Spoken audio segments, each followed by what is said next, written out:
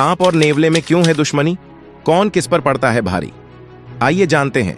विज्ञान के अनुसार जवाब। उससे पहले अगर चैनल पे नए आए हों, चैनल को सब्सक्राइब कर दीजिए और बेल आइकॉन को भी प्रेस कर दीजिए। नेवले और सांप की दुश्मनी काफी पुरानी है, जिसके किस्से में पुराने हैं। नेवले और सांप, स्नेक मंगूज फाइट। एक दूसरे के दुश्मन इसलिए होते हैं क्योंकि उन्हें प्रकृति ने ही ऐसा बनाया है। उनकी दुश्मनी के चर्चे पुराने हैं। ये उनका प्राकृतिक वृत्ति, नेचुरल इंस्टिंक्ट होता है, जो दोनों को एक दूसरे का दुश्मन बना देता है। पर ऐसी कौन सी चीज है जो नेवलों को बलवान बनाती है? जानिए, आखिर नेवले और सांप की लड़ाई में किसकी जीत होगी और क्यों? वैज्ञानिक आधार पर इसका जवाब हम आपको बताएंगे। सांप और नेवले, वाई मोनगूसिस स्नेक्स एनिमीज, को लेकर कई उपमाएं दी जाती हैं। दोनों की दुश्मनी के किस्से बेहद फेमस हैं। हर कोई जानता है कि जब सांप और नेवला आमने सामने होते हैं तो उनके बीच युद्ध होना लाजमी है। पर क्या आपने कभी सोचा है कि आखिर दोनों के बीच ये दुश्मनी, सांप नेवले की दुश्मनी, क्यों है? आखिर क्यों दोनों एक दूसरे को पसंद नहीं करते? चलिए विज्ञान के अनुसार इस सवाल का सही जवाब जानने की कोशिश करते हैं। दोनों की दुश्मनी काफी पुरानी है और लोग तो इस दुश्मनी का उदाहरण भी इंसानों पर रख कर देते हैं।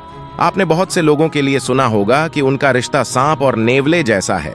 जानिए, आखिर इन दोनों के रिश्ते में ऐसा क्या खास है कि लोग ये कहते हैं।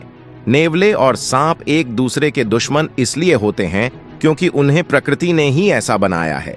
ये उनका प्राकृतिक वृत्ति, नेचुरल इंस्टिंक्ट होता है, जो दोनों को एक दूसरे का दुश्मन बना देता है। कई तरह के सांप नेवले के बच्चों को अपना भोजन बना लेते हैं और बेहद छोटे बच्चों पर तब हमला कर देते हैं जब मादा नेवला उस वक्त वहां ना मौजूद है।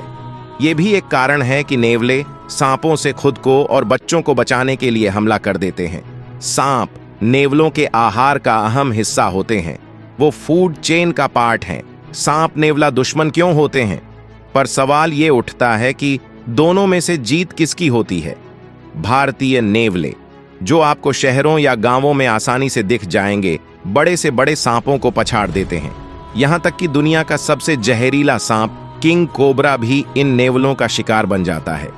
नेवले सांपों की तुलना में इतने तेज होते हैं कि वो सांप के सिर और शरीर के पिछले हिस्से पर घातक प्रहार करते हैं, जिससे उनकी मौत हो जाती है। पर कई बार ऐसा भी होता है कि नेवले की भी सांप के हमले में मौत हो जाती है। वो जब सांप को मार कर खाते हैं तो सांप के दांत उनके पेट में या शरीर के किसी अन्य हिस्से में चुभ जाते हैं, जिससे अंदरूनी ब्लीडिंग होने लगती है और इससे मौत भी हो जाती है। सांप नेवले की लड़ाई में कौन जीतेगा? कई बार तो किंग कोबरा जैसा जहरीला सांप भी नेवले को काट देता है, पर उसकी मौत नहीं होती। ऐसा इसलिए क्योंकि वो सांप के जहर के प्रति इम्यून रहता है। सांपों के दिमाग में कास न्यूरोट्रांसमीटर होता है, जिसे एसिटाइलकोलिन कहते हैं।